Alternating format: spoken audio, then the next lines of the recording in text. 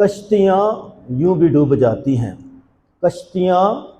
یوں بھی ڈوب جاتی ہیں، نا خدا کس لیے ڈراتے ہیں۔ مسیح میں میرے عزیزو، انسانی زندگی طرح طرح کی غلامیوں سے بھری ہوئی ہے۔ یہ غلامی تھوڑی بھی ہو سکتی ہے اور زیادہ بھی۔ انسانی غلامی کا تجربہ پیدائش سے لے کر اپنی موت تک انسان کرتا ہے۔ بچہ اپنی پرورش نشو و نما کے لیے بڑوں کے رحم و کرم پر ہوتا ہے۔ یہ ایسی غلامی ہے جس میں اس کے حقوق زیادہ ہیں، لیکن اس کے ساتھ ساتھ اس کی تابعداری بھی درکار ہے۔ مسیح میرے عزیزو، غلامی بے بسی، کمزوری، خاموشی، محرومی کا تجربہ ہے۔ انسان جب تعلیمی میدان میں قدم رکھتا ہے یا ہنرمندی سیکھنے کا تجربہ کرتا ہے تو اس دوران بھی اپنا اساتذہ کرام اور اپنے علم کا غلام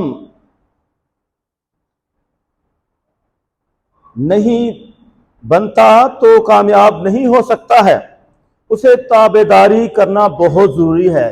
اور یہ تابعداری جو ہے یہ بہت ہی خوبصورت صفت ہے۔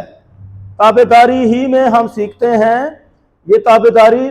ہر شعبے میں درکار ہوتی ہے، چاہے وہ مذہب کا شعبہ ہے، چاہے وہ آرمی کا شعبہ ہے، ایئر فورس کا شعبہ ہے، تعلیمی شعبہ ہے، کسی بھی شعبہ، کوئی بھی شعبہ ہو، تابعداری بہت ضروری ہے۔ اور کلام مقدس میں تابعداری کو بہت مثبت لیا گیا ہے کہ اعلیٰ حکومتوں کے تابعدار رہو، کیونکہ اعلیٰ حکومتیں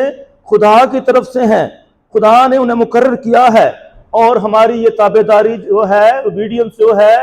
خداوند کے لیے ہے، اس کے جلال کے لیے ہے، اور ہم خدا ہی کی مرضی کو اپنی زندگیوں میں پورا کرتے ہیں۔ اس لیے مسیح میرے عزیزو، ہم سب کا اصل مالک تو خدا ہے، لیکن خدا جو ہمیں کسی غلامی میں دے دیتا ہے یہ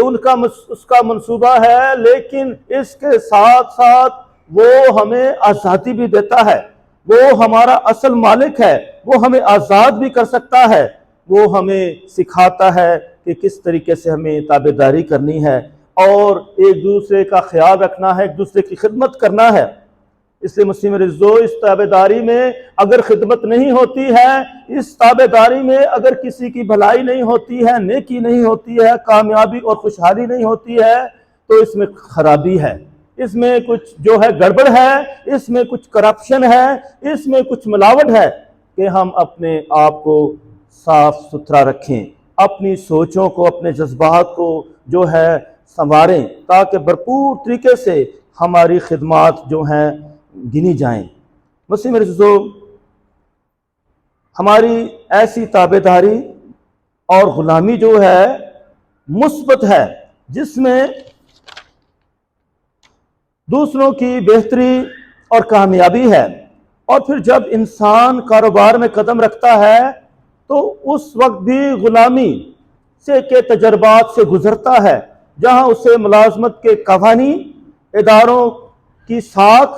نظم و ضبط، عزت و تعظیم، تابعداری، وفاداری، کامیابی کا خیال رکھنا ہوتا ہے۔ اگر وہ ایسا نہ کرے تو وہ وہاں رہ نہیں سکتا اور نہ ہی اس زندگی میں فائدہ اور کامیابی حاصل کر سکتا ہے۔ مسیح میرے عزیزو، اس طرح خاندانوں اور معاشروں میں بھی رشتوں اور تعلقات کا بھرم رکھنا ہوتا ہے، خیال رکھنا ہوتا ہے، رشتوں کو نبھانا ہوتا ہے، اور ایسی صورت میں بھی ہماری کامیابی ہوتی ہے، بھلائی ہوتی ہے، گھر کا، خاندان کا، قوم کا، ملک کا نام روشن ہوتا ہے۔ گویا انسان کی تمام زندگی آزاد نظر نہیں آتی ہے کہ انسان اپنی آزاد مرضی سے جو کچھ مرضی کرتا پھرے۔ یونانی فلسفہ کہتا ہے کہ انسانی جسم ایک پنجرے کی طرح ہے، جس میں انسانی روح ایک پرندے کی مانند ہے جو آزاد ہونا چاہتا ہے، لیکن وہ غلامی کا شکار ہے، اور پھر ایک دن اسے آزادی موت کے ساتھ مل ہی جاتی ہے۔ جو انسان اپنی زندگی میں بے بسی، غلامی، غریبی، بے روزگاری، ناکامی، بیماری، غم، افسردگی، ذلت و رسوائی، خوف اور بے شمار لاگو پابندیوں کا سامنا کرتا رہتا ہے۔ تو اس لیے مسیح میرے عزیزو، غلامی کی بہت ساری قسمیں ہیں۔ یہ جسمانی بھی ہو سکتی ہیں، یہ نظریاتی بھی ہو سکتی ہیں، یہ بیماریوں کی صورت میں بھی ہو سکتی ہے۔ ہم کسی نہ کسی جو ہے نظام کا غلام بھی ہو سکتے ہیں، اور اسی طرح ہم ایسی حالت میں جو ہیں زندگی بسر کرنا سیکھیں، ایسی حالت میں قائم رہنا سیکھیں، ایسی حالت میں اپنی منزل تک پہنچنا سیکھیں، کامیاب ہونا سیکھیں، ورنہ ہم رہ جائیں گے، ورنہ ہم زندگی میں کامیاب نہیں رہیں گے۔ مسیح میرے عزیزو، کشتیاں یوں بھی ڈوب جاتی ہیں،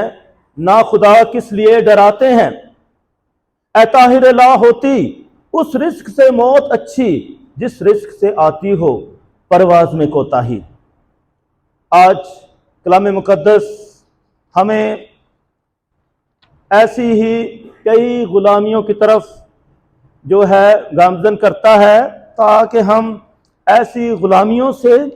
آزاد ہوں، ایسی قید سے آزاد ہوں۔ اور آج کی پہلی تلاوت جو ہے اس میں بھی ہم نے سنا ہے کہ کس طریقے سے انسان جو ہے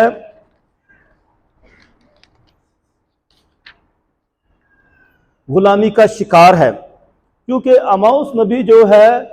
سوشل جسٹس کا نبی ہے، کہ معاشرے میں سوشل جسٹس ہو، تمام معاشرے میں تمام لوگوں کا خیال رکھا جائے، ان کو انصاف ملے، ان کے حقوق کا خیال رکھا جائے، تاکہ تمام معاشرہ ترقی کرے، نہ کہ فرد واحد ترقی کرتا جائے۔ اور اس لیے جو ہے اموس نبی ہمیں سکھاتے ہیں کہ ہم بھرپور طریقے سے ان کے خلاف جو مسکین کو روپیہ کے لیے خریدتے ہیں، یعنی ان وقتوں میں دولت مند جو تھے وہ غریب اور ضرورت مندوں کو اپنا غلام بنا لیتے تھے چند پیسے دے کر، پیسوں سے لوگوں کو خریدا جاتا تھا۔ اور ایسی مثالیں اس تاریخ میں بہت ملتی ہیں جب لوگوں کو غلام بنایا گیا ہے، چاہے وہ افریقہ سے امریکہ چلے گئے، یا افریقہ سے یا اور ملکوں سے جو ہے یورپ میں چلے گئے، بے شمار ہمیں جو ہیں غلامی کی مثالیں ملتی ہیں۔ اس کے ساتھ جنگ و جدل سے لوگ جو ہیں غلام بنائے گئے ہیں، بڑی بڑی عمارتیں، قلعے اور محل بنائے گئے ہیں، اور جو ہے احرام مصر جو ہے اس کی واضح مثال ہے کہ وہ تمام جو ہے مصری وہاں جہاں اسرائیلی تھے 400 سال تک فرعون کی غلامی میں رہے، اور انہوں نے پیرامڈس بنائے، احرام مصر بنائے۔ تو بائبل مقدس بذات خود ہمیں جو ہے غلامی کی کئی مثالیں پیش کرتی ہے، کس طریقے سے آدم اور حوا جو ہے شیطان کا کہنا مان کر غلامی میں چلے گئے، بنی اسرائیل 400 سال تک مصر فرعون کی غلامی میں چلے گئے، اور پھر اسی طرح آشور اور بابل کی اسیری میں انہوں نے وقت گزارا۔ مسیح میرے عزیزو، یہ جو غلامی اور اسیری کا تجربہ جو ہے نبیوں نے کیا ہے، یہی جو ہے یوحنا استباغی نے کیا ہے، یہی جو ہے ہمارے خداوند یسوع مسیح نے سلاخوں کے بغیر پاک ہفتے کے دوران بھی کیا ہے، جب وہ رومی حکومت کا غلام بن چکا تھا، لیکن اس کی یہ غلامی جو تھی الہی غلامی تھی، خدا کے منصوبے کے مطابق تھی، تاکہ ہم سب کے لیے نجات کا وسیلہ بنے۔ اس کا دکھ اٹھانا جو ہے ہمارے لیے آزادی حاصل کرنا ہے، ہمارے لیے ہمیشہ کی زندگی، کثرت کی زندگی پانا ہے۔ پولس رسول نے بے شمار دفعہ قید کا سامنا کیا ہے، بہت دفعہ اس نے قید کاٹی ہے، اس لیے اس نے کہا کہ میں مسیح کا قیدی ہوں، اور اس قید کا مطلب ہے میں آزاد ہوں، مکمل طور پر آزاد ہوں، تاکہ میں سب کے کام آ سکوں، سب سے مل سکوں، سب سے پیار کر سکوں، سب کی خدمت کر سکوں۔ اس طرح مسیح میرے عزیزو پولس رسول نے اپنے خطوط میں بہت خوبصورت انداز میں جو ہے اس قید کو، اس غلامی کو پیش کیا ہے، لیکن وہ اس کے ساتھ ساتھ ہمیں آزاد کرتے ہیں تاکہ ہم یسوع مسیح ہی کی غلامی میں رہیں، اس کی گرفت میں رہیں، اور اس کی گرفت میں رہ کر ہم جو ہیں دنیا کے لیے نور بنتے ہیں، دنیا کے لیے خوشبو بنتے ہیں، دنیا کے لیے کارآمد شخص بنتے ہیں، ہم یسوع مسیح کے گواہ اور ایلچی بنتے ہیں، اور یسوع مسیح جو سب کی نجات کے لیے آیا ہے۔ اے فرزند، میں سب سے پہلے یہ التماس کرتا ہوں کہ مناجاتیں اور دعائیں اور شفاعتیں اور شکرگزاریاں سب آدمیوں کے لیے کی جائیں، بادشاہوں اور تمام اعلیٰ رتبہ والوں کے لیے، تاکہ ہم کمال دینداری اور پاکیزگی سے چین اور آرام کے ساتھ زندگی بسر کریں، کیونکہ ہمارے نجات دینے والے خدا کے نزدیک یہی خوب اور پسندیدہ ہے۔ وہ چاہتا ہے کہ سب آدمی نجات پائیں اور سچائی کی پہچان تک پہنچیں، کیونکہ خدا ایک ہے اور خدا اور آدمیوں کے مابین درمیانی بھی ایک ہے، یعنی مسیح یسوع انسان، جس نے اپنے آپ کو سب کے فدیہ میں دیا تاکہ گواہی مقرر وقتوں میں دی جائے۔ اس کے لیے میں منادی کرنے والا اور رسول، میں سچ بولتا ہوں، جھوٹ نہیں کہتا، اور غیر قوموں کو ایمان اور سچائی کا سکھانے والا مقرر ہوا۔ بس میں چاہتا ہوں کہ مرد ہر جگہ بغیر غصہ و تکرار کے پاک ہاتھوں کو اٹھا کر دعا کیا کریں۔ بہت خوبصورت بات جو ہم سب کے مذہب میں ہے، ہمارے ایمان میں ہے، کہ ہم دشمنوں کے لیے دعا کرتے ہیں، ہم دشمنوں کی بھلائی چاہتے ہیں، ہم امن صلح سلامتی کا پرچار کرتے ہیں، ہم نیکی کا پرچار کرتے ہیں اور نیکی کو پھیلاتے ہیں۔ مسیح میرے عزیزو، کلام مقدس ہمیں سکھاتا ہے کہ ہم نیکی اور بھلائی کی زندگی بسر کریں، خدا کی بادشاہت کے لیے کام کریں، کیونکہ خدا ساری دنیا کے لیے امن صلح سلامتی چاہتا ہے، اور اس لیے اس نے اپنے بیٹے کو بھیجا تاکہ وہ اس دنیا کے لیے دنیا میں امن صلح سلامتی لے کر آئے۔ اور خدا یسوع مسیح نے اس خدا کی بادشاہت کو پھیلانے کے لیے ہمیں تعلیمات بھی دی ہیں، اور اس کے ساتھ ساتھ عملی نمونے بھی دیے ہیں، اور اپنی تعلیمات میں جو تمثیلیں ہمیں پیش کی ہیں وہ بھی ہمیں سکھاتی ہیں کہ ہم بھرپور طریقے سے جو ہے مادہ پرستی کی نہیں، خود پرستی کی نہیں، انا پرستی کی نہیں، کنبا پرستی کی نہیں، کس ہر طرح کی ایسی جو ہے پرستش ہے جو خدا کے خلاف چلتی ہے، خدا کو پیچھے چھوڑ جاتی ہے، اس سے ہم دور رہیں، اس میں جو ہے جکڑتے نہ جائیں، پھنستے نہ جائیں، بلکہ ہمیشہ خدا کے ساتھ رہیں۔ خدا کے ساتھ رہنے سے ہم اچھی زندگی بسر کرتے ہیں، روحانیت کی زندگی بسر کرتے ہیں، ہم اپنی عاقبت کو سنوارتے ہیں، ہمیشہ کی زندگی کی طرف قدم بڑھاتے ہیں۔ اس لیے خدا یسوع مسیح نے آج کی انجیل مقدس میں ہمیں جو ہے دولت کی پرستش سے منع کیا ہے۔ خدا یسوع مسیح دولت کے خلاف نہیں ہے، دولت مند ہونا بری بات نہیں ہے، دولت خدا کی نعمت ہے، خدا کی بخشش ہے، خدا کا تحفہ ہے، خدا کی مہربانی ہے، لیکن اس کا جو استعمال ہے اگر اپنی ہی ذات کے لیے ہے، اپنے ہی شہرت کے لیے ہے، اپنے ہی سٹیٹس کے لیے ہے، تو پھر اس کا غلط استعمال ہے۔ اور یہ مختار جسے اختیار بخشا گیا تھا کہ وہ جو ہے انچارج بنے، سے باس بنایا گیا، اس کے سپرد ذمہ داری دی گئی تاکہ وہ اس دولت کا صحیح استعمال کرے، لیکن اس نے اس دولت کا غلط استعمال کیا، وہ عیش و عشرت میں کرتا رہا، اور جب حساب کتاب کا وقت آیا تو اسے بہت مشکل پڑ گئی۔ یہ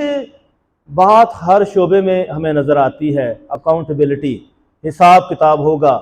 دنیا میں حساب کتاب ہوتے ہیں، بلڈنگوں کو آگ لگا دی جاتی ہے، ریکارڈ جلا دیے جاتے ہیں،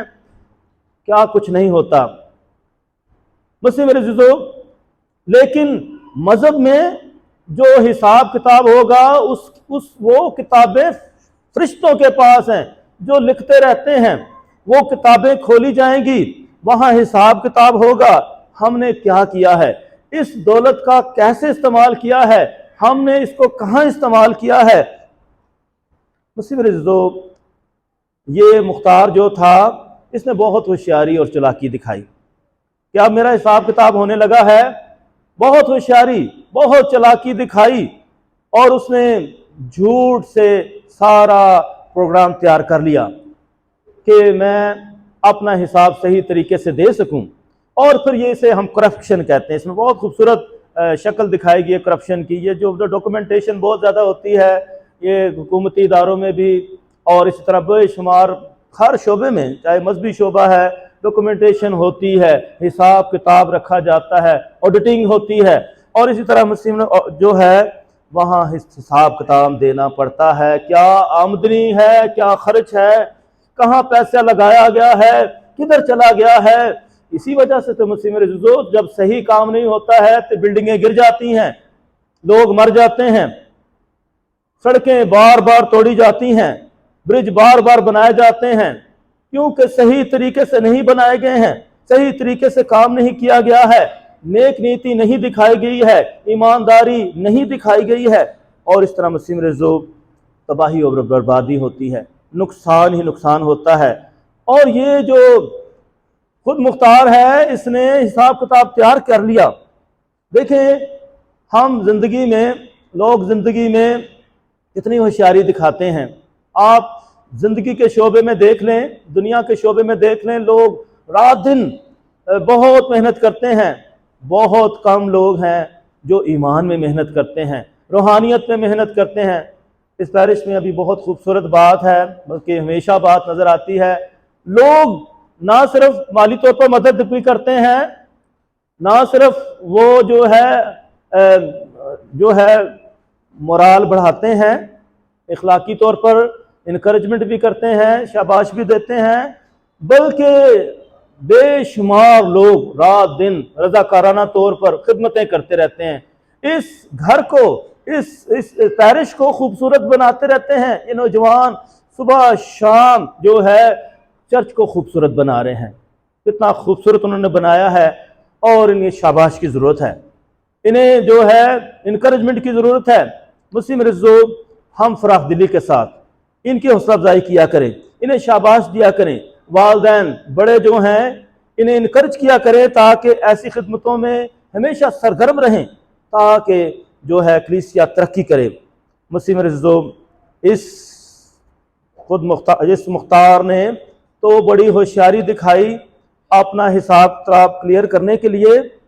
لیکن مالک کو سب پتا ہے، وہ سب کچھ جانتا ہے، اور وہ اس کو شاباش دیتا ہے۔ یعنی اس نے غلط بھی کیا ہے لیکن شاباش دی ہے، بہت اچھا کیا،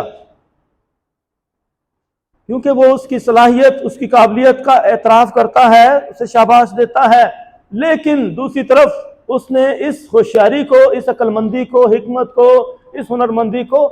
صحیح نہیں استعمال کیا، غلط چیزوں کی طرف استعمال کیا ہے، نہ کہ کامن گڈ کے لیے، نہ کہ روحانیت کے لیے۔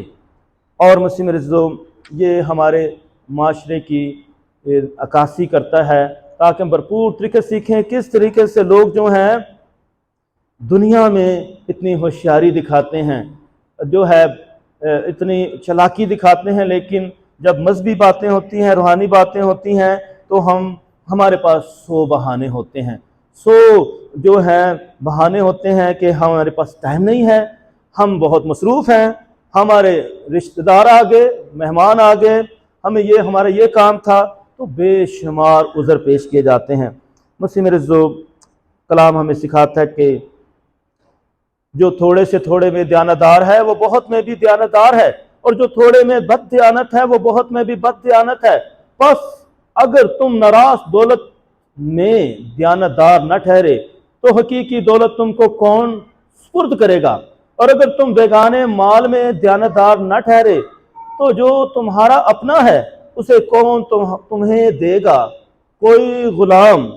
2 مالکوں کی غلامی نہیں کر سکتا، اس لیے کہ یا ایک سے کینہ رکھے گا اور دوسرے سے محبت، یا ایک سے ملا رہے گا اور دوسرے کو ناچیز جانے گا۔ تم خدا اور دولت دونوں کی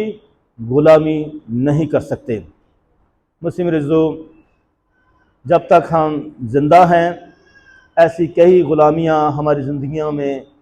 آ چکی ہیں، آ رہی ہیں اور آتی رہیں گی، لیکن ہم ان سارے ماحول میں ہم نے سیکھ رہا ہے کہ کس طریقے سے ہم نے ایمان کے سے بھرپور زندگی بسر کرنی ہے۔ اس دنیا کے ہو کر نہیں رہ جانا ہے، سب کچھ یہاں رہ جائے گا، کچھ بھی نہیں ساتھ جائے گا۔ ہماری نیکیاں، ہمارے نیک اعمال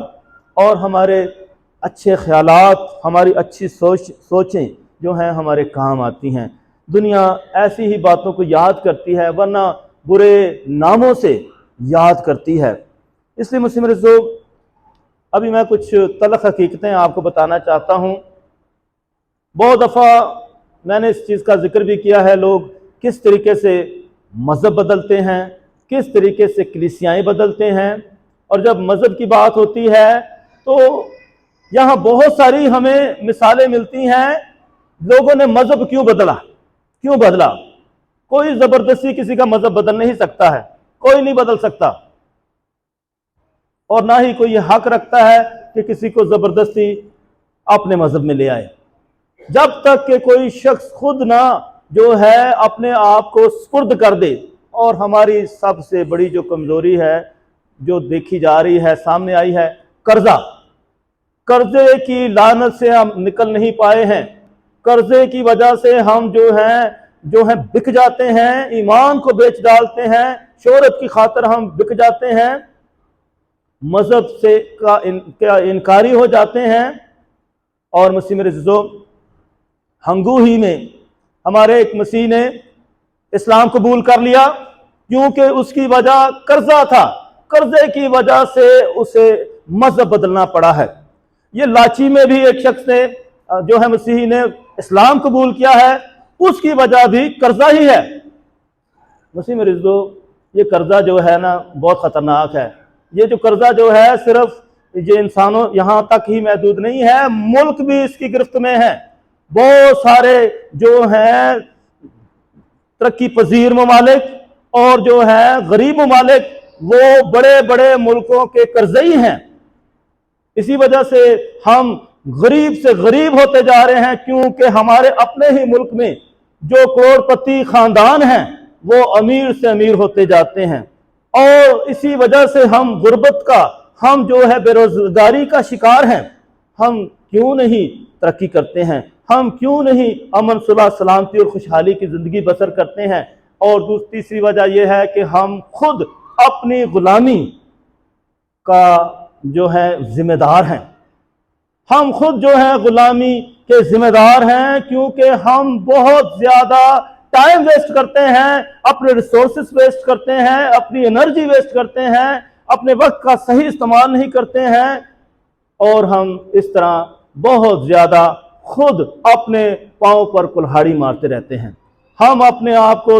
اس غلامی کی دلدل میں دھنسنے دیتے ہیں، ہم اس سے نکل نہیں پاتے ہیں۔ مسیح میرے عزیزو، کامن گڈ کیا ہے؟ کامن گڈ کی جب بات ہوتی ہے تو ہم سب اکٹھے ہو جاتے ہیں ایک ہی مقصد کے لیے، ہم سب جو ہیں ایک ہی مقصد کے لیے اکٹھے ہو جاتے ہیں۔ فرد قائم ہے ربط ملت سے، ہے تنہا کچھ نہیں، موج ہے دریا میں اور بیرون دریا کچھ نہیں۔ جب ہم متحد ہو جاتے ہیں کہ ہم نے مل جل کر اس فریضے کو سر انجام دینا ہے، اس کو کام کرنا ہے، تو سب کام ہو جاتے ہیں، بڑے سے بڑا کام ہو جاتا ہے۔ یہ گرجا گھر، یہ پیرس جو اتنا خوبصورت ہے، اس میں آپ سب کی قربانیاں ہیں، آپ سب کا تعاون ہے، آپ سب کی کوششیں، آپ سب کی محنت ہے۔ یہ زیارت کی تیاری ہوتی ہے، اس میں کتنے لوگوں کو آپ 3 دن تک کھانا کھلائیں گے، یہ چھوٹی سی بات ہے۔ اس میں آپ سب کی کاوشیں شامل ہوں گی، جو ہے قربانیاں شامل ہوں گی، آپ کی محنتیں شامل ہوں گی۔ مسیح میرے سے کامن گڈ کہتے ہیں، جب ہم مل جل کر، چاہے وہ اپنے خاندان میں کام کرتے ہیں، چاہے اپنی کلیسیا میں کام کرتے ہیں، چاہے ملک میں کام کرتے ہیں، تو ترقی ہوگی، اسے کامن گڈ کہتے ہیں۔ جب ہم جو ہے فرد واحد کی بات نہیں کرتے ہیں، جب ہم ذاتیات سے باہر نکل کر سب اکٹھے ہو کر اپنے تھوڑے تھوڑے کے ساتھ جو ہے سب جو ہے بڑا بناتے ہیں، قطرہ قطرہ مل کر دریا بنتا ہے، تو ہم اس طرح جو ہے ترقی کرتے ہیں۔ اس لیے مسیح میرے عزیزو، یہاں